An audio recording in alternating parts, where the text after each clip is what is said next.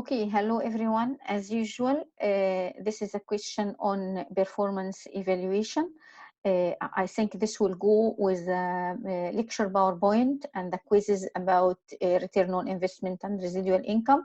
I have recorded, or by the time you see this video, you will be able to watch the other videos on performance evaluation. I focused only on reporting on return on investment and residual income. So you find two videos, one on the explanation what is return on investment and residual income.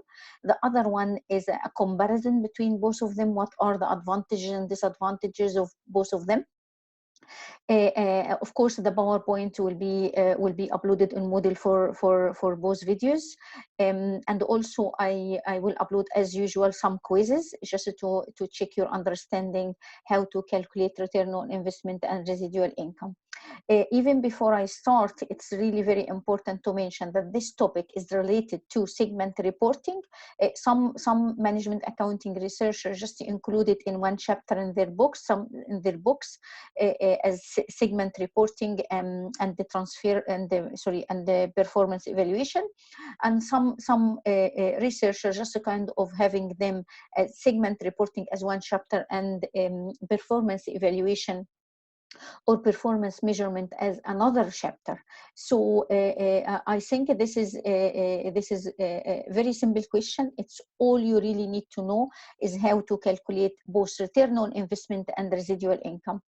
As usual, this is the question. The question here says there are some selected data. What it says is selected data and operating data for 3 divisions of multinational structure engineering firm and in 3 different companies, Asia, Europe, and North America. And the information that provided to you sales for each one of them, average operating assets, net operating profits, minimum required rate of return. And by the way, some questions, we're giving you average operating assets as a ready, but some other questions, you might just get the beginning period and the ending period of the operating assets. And even from its name, you can add the beginning, the balance of the beginning period plus the balance of the ending period, dividing them by 2. But for all the examples in the lecture question, in the lecture slides, the PowerPoint, and here in the lecture questions and the answers, and even in the tutorial, I did not use the beginning and the ending balance. I'm using average operating assets as one figure. Also, as usual, of course, I will upload Moodle with the lecture questions and their answers. So there are 3 divisions: Asia, Europe, and North America, and you have the information about sales, average operating assets, net operating income or net operating profit, and the minimum required rate of return. And the question asking you to, for each division, calculate the return on investment and calculate the residual income. And then we'll see what is the second requirement. So as usual, again, I'm repeating myself here. So for return on investment, you have either three equations: one big one, or one common one, or one generic one, which is net operating income divided by average operating assets, or it might be the component of this. It's multiplying margin by turnover. So for margin, it's a net operating income divided by sales, and for turnover, it's sales divided by average operating assets. Let's go for Asia and see where we are getting the information from. So as you know, that sales, we are going to use sales in two while we are calculating margin and turnover. So I will just highlight this by one color. Let's use this one, and then average operating assets. Let's go for this one. So net operating income divided by sales. Here, net operating income is the 600 for Asia and 560. Let's use this. Let's use this one. Okay. Calculating the net operating or return on investment, just to calculate the first part of the equation, which is margin, is net operating income, that's 600 for Asia, where is the 600 comes from, divided by 12 million for sales, 12 million sales for Asia. So that means for Asia, to calculate the margin is net operating profit or net operating income divided by sales. This is the figure. Multiplying by sales, which is 12 million, divided by average operating assets. Average operating assets is 3 million. So just to find this out, this is the margin is, you calculate this by percentage. So let's try this here. 600,000 divided by 12 million and multiply by click percentage. So for the margin, we click the percentage. That means that the margin for Asia is 5%, multiplying by the difference between, or sorry, the turnover, which is sales, divided by average operating assets. Okay, that means multiplying by 4. So for margin, we're supposed to put to hit the percentage button, but for turnover, we're not hitting the percentage button. So that means the percentage, 5% for margin divided by multiplying by turnover will give you 20%. So 5% times 4 is 20% for Asia. Let's move to Europe. Europe is we are going to do the same. We have the first part of the equation, net operating profit 560, dividing by the sales for this is 14,000. That means this will give us 4%. And multiplying by turnover. Turnover is sales, which is 14 million, divided by average operating assets is 7 million. If you calculate that, that means we get 8% as a return on investment in Europe. Moving to North America, we are still multiplying the same, margin multiplying by turnover. It's 800 for net operating profit divided by 25 million. This will give us 3.2%. And then the other part with a turnover 2 million divided by 25 million divided by the 5 million will give us 5. That means the return on investment in North America is 10%. Here we are summarizing okay, that means that we got for return on investment, we got 20% for Asia, 8% for Europe, and North America is 16%. That means we finished with requirement number 1. Requirement number 2 says for each division, calculate the return on investment. To calculate the return on investment, if you remember, we have to get the average operating assets, and we have to have the minimum required rate of return.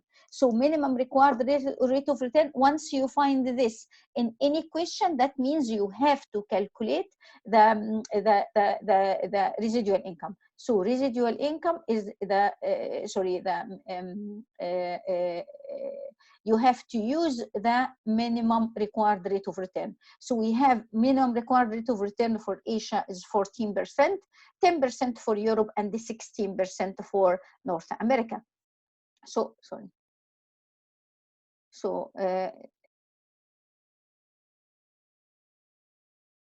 let's move just to see how we are going to calculate that. As you know, that once we get the minimum required rate of return and we already got the average operating assets, remember for residual income we're using average operating assets. We are not using net operating profit when we calculating the using the required rate of return. So we get the average operating assets, which is 3 million for Asia, the 7 million for Europe, and then 5 million for North America. And then we're supposed to calculate here the required rate of return, which is 14% for Asia, 10% for Europe, and then 16% for North America. But after we do this, that means we get the required rate of the or required operating income. Required operating income here is the required operating income here is the multiplying the required rate of return, which is 14%, multiply this by average operating assets for each division. Okay, that means we get 420,000 for Asia, 700 for Europe, North America is 800. And then the residual income. The residual income is the difference between net operating profit and the required operating income that we have already calculated. So the required operating income, this is the one. Okay, we have already calculated, and net or actual operating income here, this is the the one that highlighted by green. Okay, so this is the main difference between calculating the return on investment, and again, return on investment equal average operating assets divided by net operating income divided by average operating assets, or margin multiplying by turnover. When it comes to residual income, we're supposed to do some calculation. We get the average operating assets, and we multiply this by minimum required rate of return. If you don't find the minimum required rate of return as piece of information provided to you in the question, you will not be able to calculate residual income, because to calculate residual income, you have to have the minimum required rate of return. And then after you calculate that, you take this away from the actual operating income. This is why residual income is absolute figure. As you can see, 180 for Asia, 140 as loss for Europe, and North America is 0. So this is the difference between both of them. I think this is too much, so I will just go for lighter one.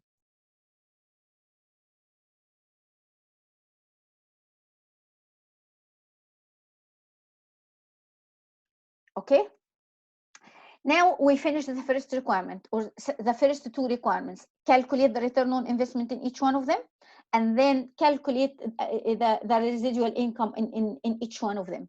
And then we are moving to answer the second part of the question. What second part of the question says here? Assume that each division is presented with an investment opportunity that would achieve or yield 15% as a rate of return. And the question is, if the performance of these divisions, Asia, Europe, and North America, based on ROI, whether they accept this or not, and if the performance is being measured by return residual income, whether they accept it or not. So let's work on that. We have got here return on investment is 20%, 8%, 16%. Where I got these figures from? Let's go back here. This is the one that we already started answering the question with. Return on investment was 20% for Asia, 8% for Europe, and North America was 16%. These are the figures.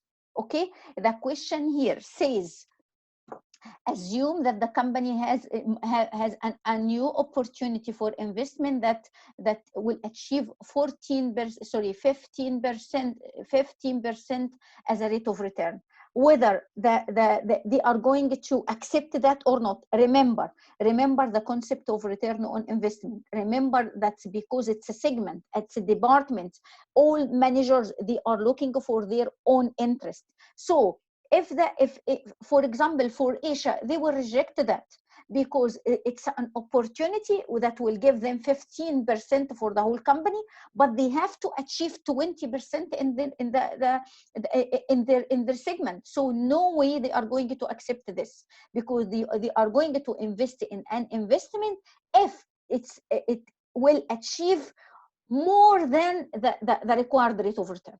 So, for example, if this opportunity is 30%, they would accept it, because that means they will achieve their own objectives. I hope you got that. For Europe, it's the same. because the return of investment is 8% only, but the required rate of return is 15%. So of course this is fantastic. They will accept the idea, this investment opportunity, because accepting this investment opportunity will let them achieving their own ROI, because achieving 15 is much better than the 8%. Let's move to North America. North America, the return on investment is 16%, but this opportunity of investment is 15%. Of course, they will reject that. I think there was a very tiny quiz in the PowerPoint, and I think I mentioned it in the first video as well, that the return on investment in one manager, they achieving this percentage, and the whole company have a chance to invest in new opportunity with something percentage. And I did have a discussion with you guys about that. Let's move to the residual income. Residual income, we have here the minimum required rate of return according to the residual income for each segment is 14% for Asia, 10% for Europe, and North America is 16%. So let's see what they are going. Let's pick up here a different color. Let's pick this one. This is 14 for Asia, 10% for Europe, and 16% for the North America. But the required rate of return, or this opportunity, that will achieve 15%. So for Asia, they will accept that, okay? Because it's more than theirs. It's more, the 15% is higher than their return on their residual income, or their minimum required rate of return. And for the second one, Europe, they will accept it, because again, it's more than the minimum required rate of return. But for North America, they will reject it, because it's higher than that. So this is how you are going to analyze. Of course, I have written here some comments on why each one is accepted and why each one is rejected. But this is the idea. I think answering this question, or going over this question in your own, will allow you to understand more the difference between return on investment and residual income. I'm repeating myself 100 times here. I don't like you to memorize stuff. I would like you to understand what's going on. What is the difference between return on investment and residual income? Yes, you can memorize the equations, but how to interpret them is really very important for me. Of course, I will post some. I think two very tiny questions. We are going to cover them in the live sessions in the tutorials. But I think for me now, it's see you later and in another video. Bye bye.